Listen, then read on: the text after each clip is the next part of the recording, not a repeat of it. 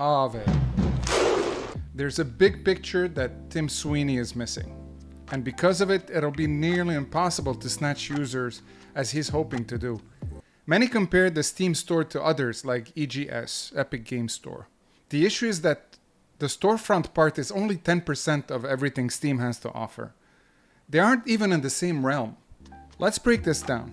First of all, Steam is much more than just a storefront. It is a culture, a social club, a marketplace.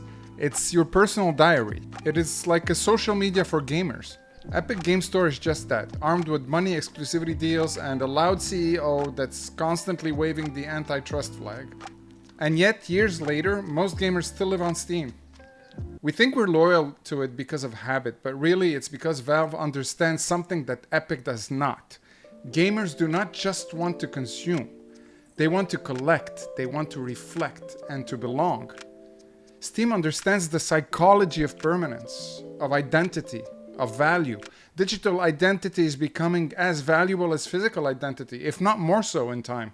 When you open your Steam library and you see 10,000 games, 500 games, 200 games, whatever it is you have, that is staring back at you, that number means something to us. The number is a form of digital hoarding, yes, but it is also a mirror. It is who you were in 2014 when you played The Witcher 3 for the first time. It is who you became in 2020 when you dove into Disco Elysium and questioned your life. Steam does not just store your games, it stores your evolution and your memories, your growth. Not only can you see every game you played with all the details surrounding it via the Steam replay, but you can display it to your profile and see your friends' progress as well. Community here is pivotal. Epic cannot fake that. Steam also taps into your craving for feedback. The achievements, the playtime counters, the little icons telling us if a friend has played one. This is psychological gold. It validates our efforts and gives context to our time.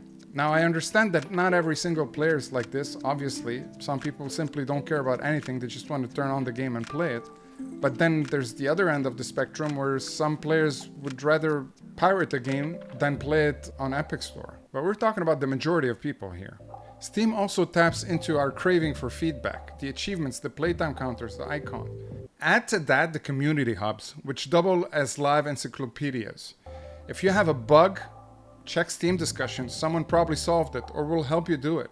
Stuck with a boss, there's guides, there's tons of guides in fact. Curious about a game's real reputation? Steam is the only place where you can read thousands of reviews tied to real accounts backed by real playtime. You can't do that on Metacritic. You can't do that on Epic. Steam reviews are real user-generated proof. When you see somebody said the game was negative, you can see that they put 150 hours into it and still felt disappointed. That is an honest, complicated human response. It is trustworthy, and it is real. You can open Activity, see what your friends have bought, chat them up right there and then for recommendations, discuss an achievement you saw they just got. You can share screenshots, videos with your whole community directly in-app, get instant and gratifying feedback. But then there's the marketplace, and this is a big one. On Steam, your inventory can literally fund your next purchase. You sell a skin, a crate, a card, and you buy a game. Steam is dropping you a lot of that for free too. They're basically giving us money. I've personally made tens of thousands of dollars over the years just by using the Steam market occasionally, trading skins, trading crates, this and that. And that funded 13,000 games that I have on Steam right now. Basically got them for free. See, the economy loops inwards. It benefits the players. You're more than a consumer on Steam, you're also a participant. And this extends to creators as well. Steam allows community-made content to earn real money, like CSGO skins artists that have made a career out of it. Workshop modders have changed games forever. Valve gives players the keys while Epic locks the doors. On EGS, you pay full price for Fortnite skins. There's no secondary market or trading, no creative tools, no way to turn participation into value. It's just a wall, a storefront, and a freaking transaction. Epic is just there to extract the maximum value out of the user without giving much back. Steam gives us so many tools, it's mind-boggling, and there are so many other ones built on top of it by third parties. You have groups, for example, where you can trade items or full-blown games with other users. Groups where people do Secret Santa all year long and gift each other games. Groups where you can trade Humble Bundle games you don't want for other ones that you do. Groups where you can buy someone else's leftovers or sell your own. And in doing so, building a community and friends. And then we got the Steam sales, which are more than just sales. It's a cultural event. There's a rhythm to them. You got the winter, summer, spring cleaning. You have deep discounts, meme-worthy themes, wish lists exploding with dopamine. They last long and have deep discounts. Every purchase gives something back. You can display them proudly on your profile. You get card drops, you get Steam points to use in the Steam Point shop. In the meantime, Epic keeps waving that 30% Steam revenue share argument like a sword, which by the way is tiered. It can be 20, 25, or 30% depending on sales, but anyway. And they're hoping to win sympathy with that. They ignore the simple truth. Devs follow players, not the other way around.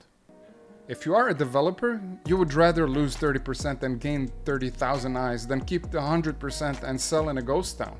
It's like choosing to open your store in Times Square or a basement in Nebraska. Location, location, location.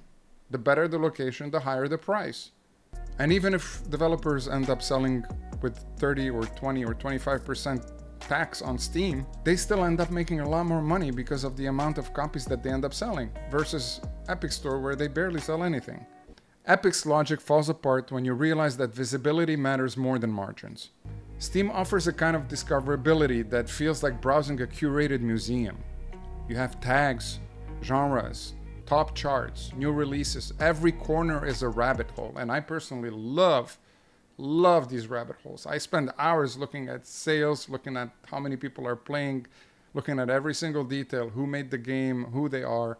I just love that. It can be information overload between SteamDB and so many other apps available to you to determine what's good for you. And besides the fact that it's low risk with the refund policy that you're offered, you also have the ability to share the games you buy with your whole family. Steam Families allows you to share a single full library between 5 family members or friends. If that isn't value, I don't know what is. A single copy for 5 people. Epic shows you 5 titles and says here, Sweeney built Fortnite into a cultural titan. Yes. And he built the Unreal Engine, which transformed so many industries, including gaming. Credit where it is due. He even took on Apple and won by forcing iOS to allow third-party payments. It was a historic move, but do not mistake that for altruism.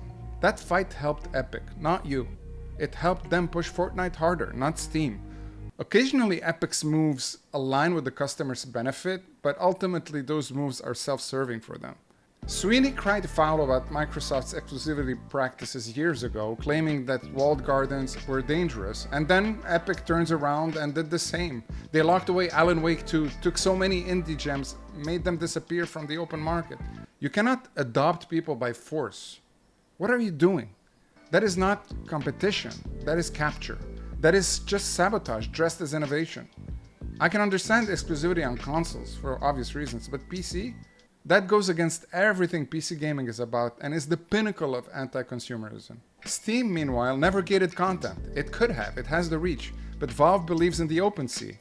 PC gaming is freedom. Epic is building fences. Valve is planting flags. Steam's strength is not that it does everything, it's that it connects everything. Your saves, your stats, your mods, your screenshots, your friends, your wish lists, your backlog, your history, and your future. Steam is a platform that remembers. Epic is a platform that forgets. Every time a new rival emerges, they think they're fighting a store. What they're really fighting is a city, a country, an identity. Steam is our digital home. The biggest thing that Tim Sweeney does not see is that Steam is not just a store. It is a game in itself, where your library is an autobiography, a game that plays out across years, across friendships, across personal milestones, where each achievement is a checkpoint in your life, each review is a diary entry, each badge a memory you shared with a friend. It is a digital timeline that grows alongside you. It connects you to your community and builds a world far beyond the transaction. That is what is missing. That is what cannot be copied. Steam makes us feel like we're part of the team. The truth is, we do not keep coming back to Steam because it sells games. We come back because it remembers who we were when we first played them. And that is priceless.